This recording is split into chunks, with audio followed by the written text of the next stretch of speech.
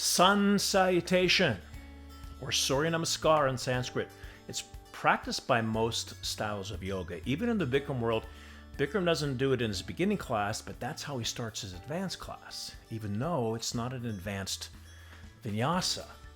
So we're going to dive into the Barkan Sun Salutation, the Bikram Sun Salutation, a general Sun Salutation from beginning to advanced, because it's really the traditional way of starting your practice. The concept is you do your practice in the morning, the sun comes up, you honor the sun or Surya, you're happy to be alive, and it's a great way just to start your day to open up your body. So we're going to go into the studio for this one. Stay tuned for this episode.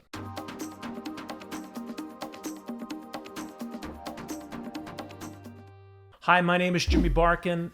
I've been teaching hot yoga since 1981, certified by Ghosh's College of India in Calcutta.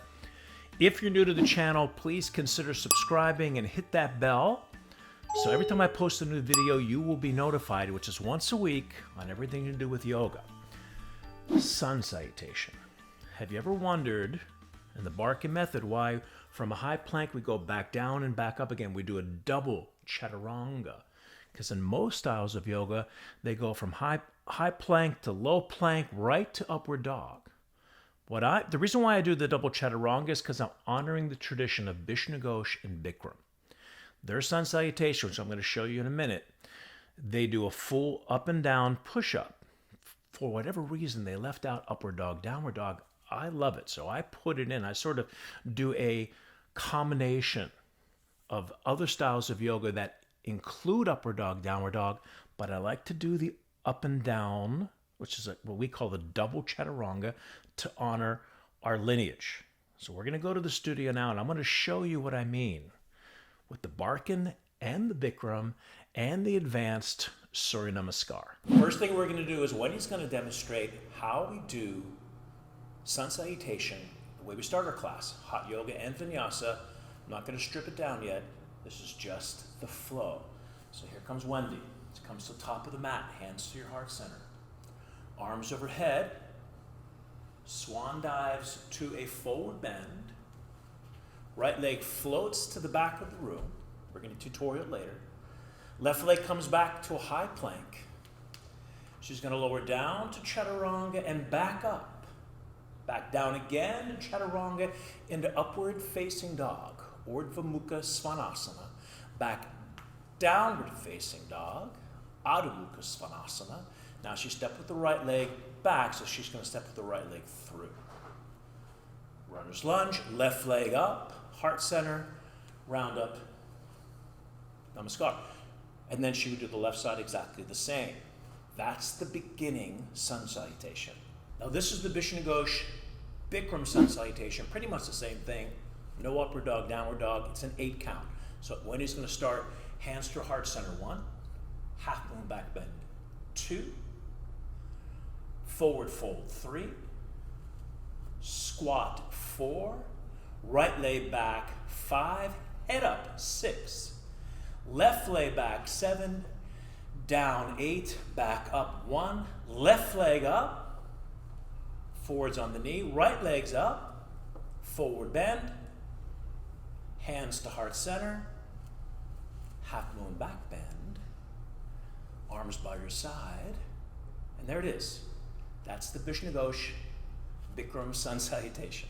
So now once we get started in the class, we start moving and we start flowing. We do the jump backs and jump throughs, and Wendy's going to demonstrate that for you. So hands to the heart center, standing nice and tall, arms overhead, swan dives forward. She's going to lengthen and look up. This is going to set her spine. We call this half forward bend, or Ardha Uttanasana. Exhale, fold.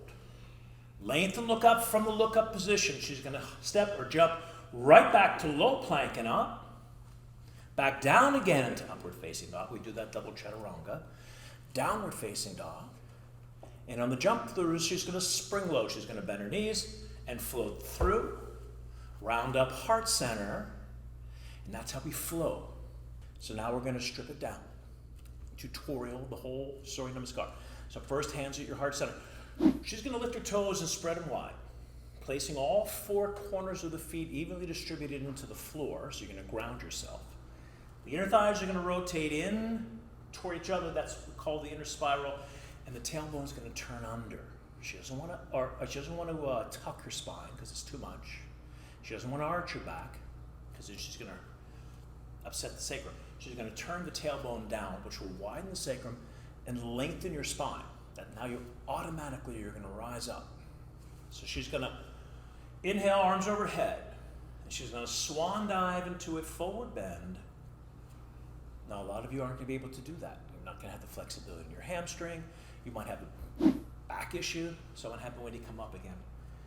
If you have an issue in your back, if you're injured, if you need to modify, what you can do, you can separate your feet a little bit, arms overhead, and she can bend her knees and bring her hands to her thighs. With her knees bent, now she's supporting her back. Touch one hand to the mat, then the other. Same thing on the way up. One hand to the thigh, then the other, and now with her knees bent, she can come up with a supported back. And that's a great modification on how to come up and out of that pose if you need it. Now Wendy is ready to start. So arms overhead, swan dives forward. The right leg's going to, actually we're going to have her do her left leg so you can see the angle better. So she's going to fold her left leg back.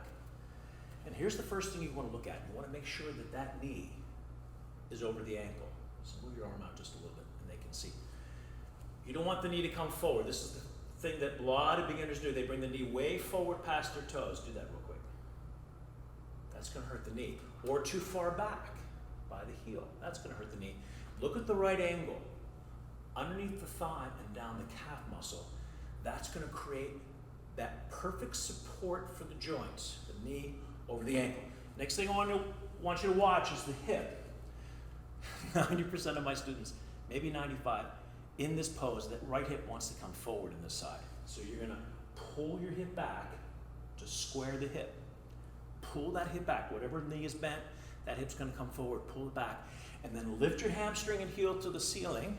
So you're going to get the stretch in the hip flexor, which connects the quad right to the front of the hip. So now Wendy's going to step her right foot back, and it's not going to be meeting the left foot. It's hip width apart. She's going to hold her core, and she's going to get ready for the first Chaturanga, or the push-up. If you can't do a push-up, you're better off dropping your knees to the mat and still staying on your toes. So now when Wendy goes down to Chaturanga and back up, do that 25 times to see what happens to your tricep muscle. So that's a really good modification to use until you don't need it anymore, because you'll build enough arm strength in your triceps that you won't have to bend your knees at one point. If you don't have to modify, your legs are straight. So now, I like the weight a little bit forward past the wrist. Hold the core. That's what we call in yoga the Mula Uddiyana Bandhas. These are the lower locks engaged. And she's going to lower down just to where this bicep is parallel. I want you to go all the way down to the mat for a second. What we don't want is cricket arms. It's not like you're doing a military traditional push-up. Just where the biceps are parallel. So let's have her do that again.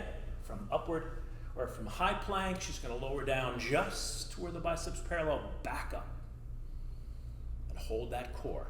And then she's going to lower back down again into upward facing dog. So now here we are in upward facing dog. Her feet are flat. Hips lower but don't touch. Inner thighs are once again on the inner spiral. And look how her shoulders are away from her ears. What you don't want is to crunch your shoulders up. And you don't want to lock out those arms, especially the Bikram row people. Shoulders down, soft elbows, what I call the micro bend. Hips lower but don't touch. But to modify, if you need it, you can let your hips go all the way to the ground into what I call like a lifted cobra. That's upward facing dog. Now from upward facing dog, the ideal position, you're just going to flip your toes over. So she flips her toes back to downward dog. If you can't do that, I can't do that. My butt's too big, my hips are too tight. So what you can do to modify, from the upward facing dog, you can drop your knees down, go up on your toes, and then just flip back.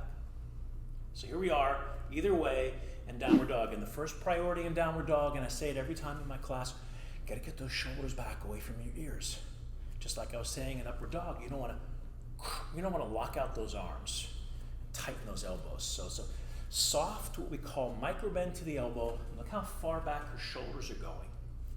Tailbone's gonna scoop under. And it's okay to bend your knees a little bit. Sometimes if your hamstrings are tight and you straighten your legs, you try to get your heels to the ground, what it's gonna do is it's gonna round your spine. So for those of you, especially men, that have tight hamstrings, bend your knees a little bit.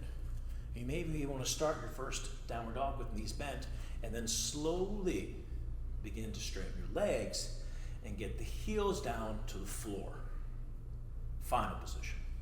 Now I want you to look at the hands. What I like is the index finger forward. A lot of teachers you'll see have the middle finger forward. With the index finger forward, that turns in the elbows and triceps. And then it gets a better stretch across your middle back. And the weight's going to come forward to the front part of the hand. So this is important, especially if you have carpal tunnel, if you have any wrist issues. You're actually going to lift your wrist off the ground. If I took, let's say, my finger, put it underneath the palm, her wrist can come off the ground. So the weight shifts forward to the front part of the hand as she pulls her shoulders back away from her ears. Now when she comes out of the pose, when she wants to step up to the next runner's lunge, here's a great modification, especially if you have tight hips. You can drop your left knee to the mat first and step your right leg through. You may have to use your hand to help bring your foot forward on your ankle, and then just straighten the back leg. Look how lovely that modification is. And now, especially with tight hips, that's a real good modification to use. And now there you are, back to your runner's lunge, pulling the hip back to square. Don't forget that hip again. Hamstrings to the ceiling, same thing. And then she comes up, rounds up to heart center. And there it is. That's Surya Namaskar, the traditional way to start the class. So let me know what takeaways you got from this video. What resonated with you? Put them in the comments below, especially if you're having any difficulties or struggle. I'd like to hear from you. Feel free to share it with anyone that you think may benefit from this information. If you're new to the channel, please consider subscribing. Hit that little bell to get notified every time I post a new video on everything to do with yoga. If you're not new to the channel, thank you for your continued support. I'll see you at the next video.